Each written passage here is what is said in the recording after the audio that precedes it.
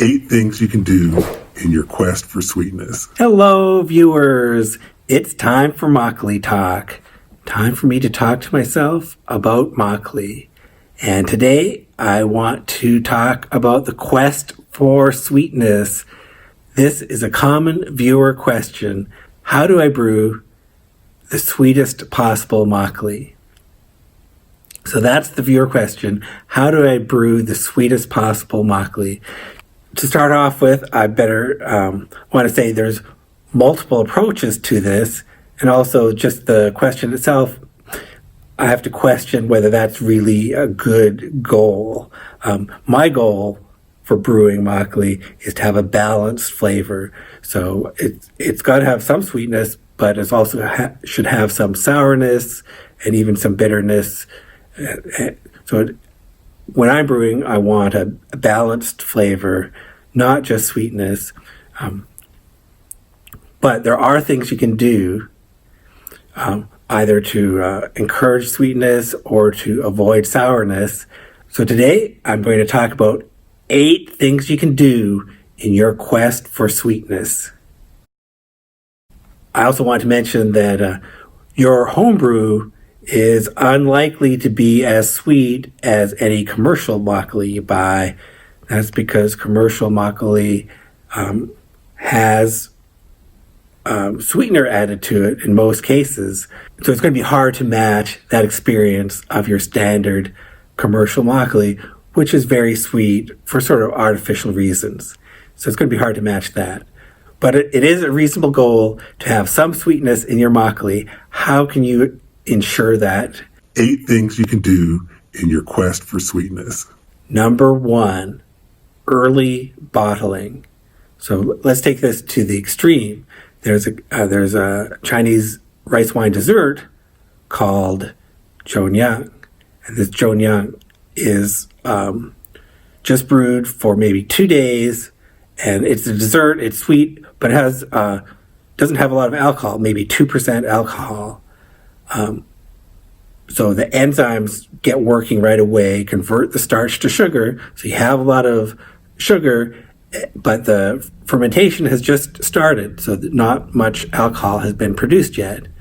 So that's one way to get high sugar content, is just to bottle so early that fermentation is not done. So that's a trade-off, right? You might not have the alcohol that you wanted to get. Your flavors might not be balanced. It might be too sweet. That's one way to get a sweet tasting brew, is bottle extra early. It's going to be sweeter that way. Now, number 2, to go along with that, of course, this assumes that your enzyme is strong enough to convert all the starch to sugar. So you want to be sure that your Naruk is not expired, that it still has enough strength to convert all the starch to sugar. If it only partially converts the starch to sugar, well, then you're never going to get the sweetness you want if your Naruk is not strong enough. So make sure your Naruk is not expired, is fresh enough. Number 3, when you're brewing Makgeolli, if you do not add additional yeast, if you just use the yeast that happens to be in the Naruk or the environmental yeast that's in your brewing environment, that yeast is likely to be to cause a sour taste. So using natural yeast tends to be sour, tends to produce a sour brew. So that's why I add wine yeast. It's makes things consistent, and the wine yeast ends up producing a less sour brew, so that the sweetness comes through a lot easier. So that's my 3rd piece of advice for sweetness.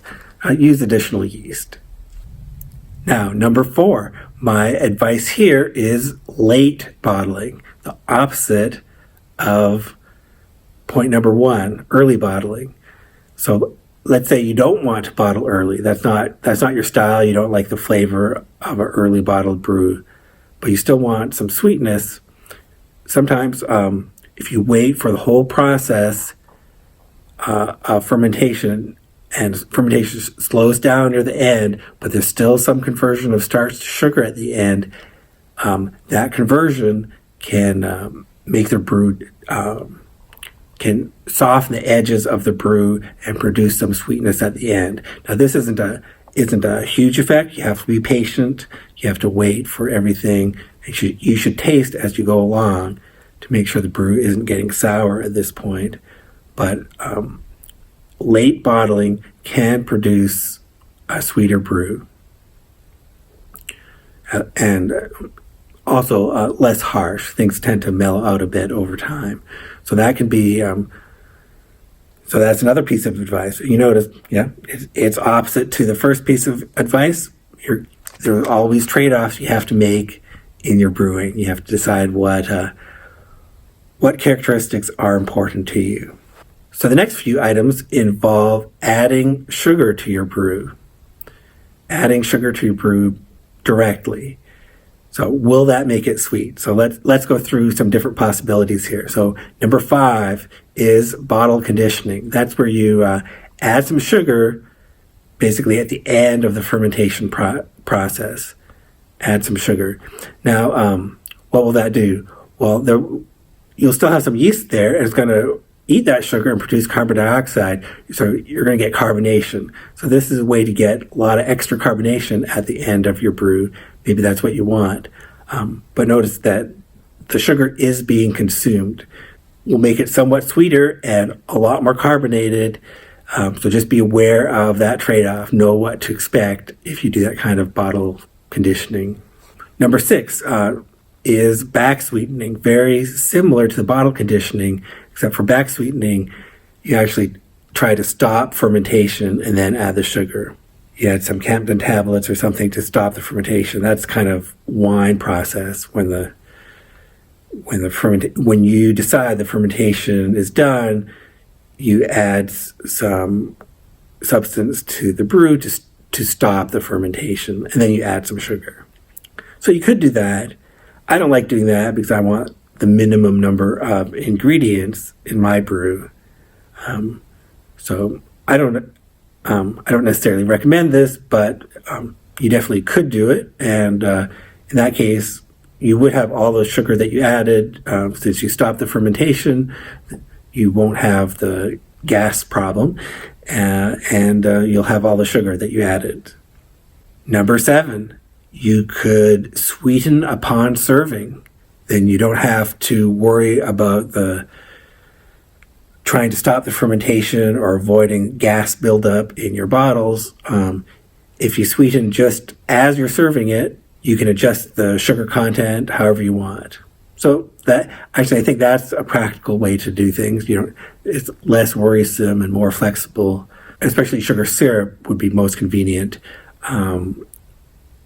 Right as you're serving it, stir it up and adjust the taste to your preference. So that's an option. Number 8, last but not least, this is actually one of the most important things you can do if you want a sweeter brew, is to control the temperature. A cooler temperature will produce a sweeter brew overall. Higher temperature brew, that encourages the lactic acid bacteria. You're going to get a more sour brew at a higher temperature.